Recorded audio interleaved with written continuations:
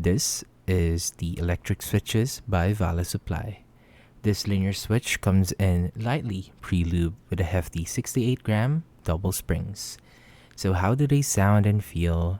Let's find out. What's going on, guys? Alex here and welcome back to my channel. We are back with yet another Vala Supply Switch review, and this time we are trying out their own linear switch manufactured by Texi. So let's all take a look and listen at the electric switches by Vala Supply.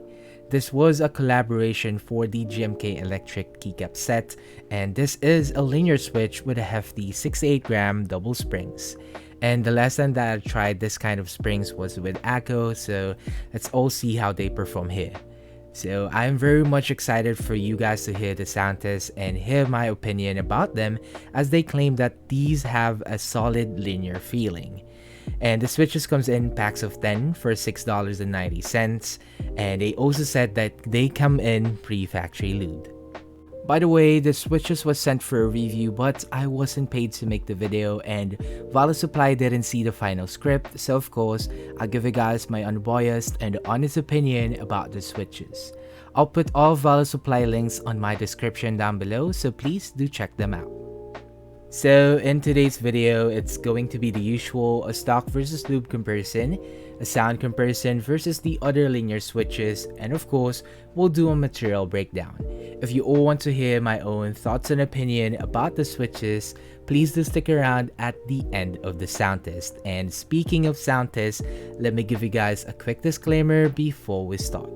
That the sound and experience will vary depending on your keyboard build, meaning to say that it might feel and sound different on your board. We will of course be using the Vega 65 with a polycarbonate plates, a PCB to plate foam, and one case foam. The switches was lubed with a Krydox 205 grade 0 and 105 grade 0 on the springs. The keycaps that was used was a dummy key set, so with all that out of the way, please do enjoy the sound test on the electric switches.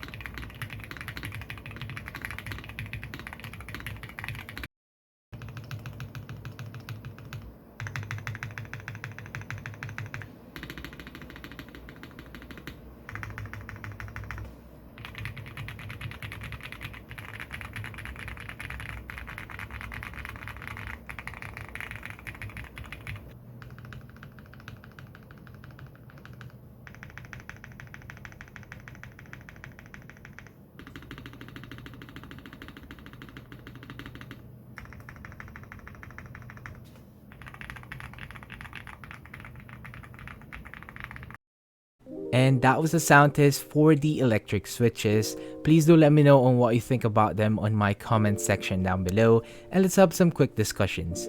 As you know, I always try to answer your questions as much as I can. Before we talk about my own thoughts and opinion, you already know what's next. Let's break down the materials that was used on the switch.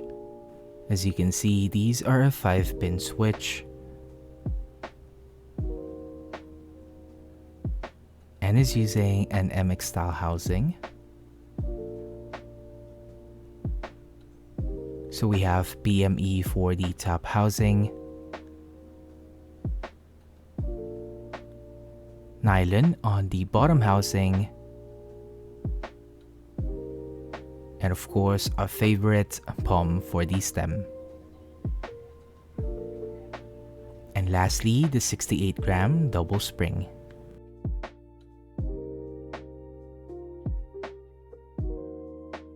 So that was a material breakdown for the electric switches, and if you made it up to this point of the video, I would like to say thank you for staying, and again, reminding you that the sound and experience will vary depending on your keyboard build, so it might feel and sound different on your board. Now finally, let's all talk about my thoughts on the feel. So they did say that it came in lightly pre-lube, but on my end, it was a bit inconsistent. I mean, this is what you get with pre-factory lubes. It was okay, but it's not that smooth out of the box. We can still feel that plastic raw feeling when topping, although I didn't notice any scratches, and they do feel solid on stock. But I wouldn't really recommend using them with the pre-factory lube. Once lubed, I was actually surprised because same as their Shogun switches, lubing them somewhat has a night and day experience. It felt so much better and more smoother, plus it really has that solid linear feeling to it. It's really satisfying to type on, like legit, I was surprised with how smooth they are once lubed. The double springs gives that more snappier return paired with the hefty 68-gram. It just feels solid linear switch. One thing to note about is that I didn't find it heavy, as well as you don't have to worry about any fatigues on the 68-gram. I also barely mistype, and yeah, I'm just very pleased on how they feel, and I think I need to try more Texi linear switches soon. Moving on to my thoughts on the sound. On stock, it sounded a bit all over the place for me, and I can also hear a tad bit of leaf crunch, but same as the Shogun, I didn't hear any pings on the springs. Once lube, it sounded more better and subtle, so I can say that on my build, it has that high pitch clack and has that snappier sound profile, which I really like. As you know, I really prefer this kind of sound profiles. I can say that they sounded on par with some JWK switches once lube, and to be honest, I'm placing this like on my top 10 in the best sounding linears that I have tried. I just really like how they feel on my Vega and sound on my Vega. It sounded really lively. Overall, I was surprised on the switches because they really feel and sound solid for a linear switch, but of course, considering the price point that it asks, it better be like this. I like how what they claim on their website is true. I didn't hear any pings, and it was actually a solid feeling linear. I can say that I would recommend this if you are looking for something outside of the budget switches that we always try, and if you are into high-pitched sounding switches.